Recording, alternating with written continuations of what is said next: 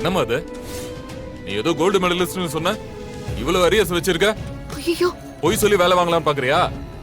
Sir, எனக்கு அரியர்லாம் இல்ல sir. நான் டிகிரியே வாங்கிட்டேன். நான் கோல்டு மெடலிஸ்ட் சார். இந்த சர்டிபிகேட்ல அரியர்ஸ்னு இருக்கு. பேர் கூட ஜீவான் போட்டுருக்கு பாரு. ஐயோ என்ன சார் இது?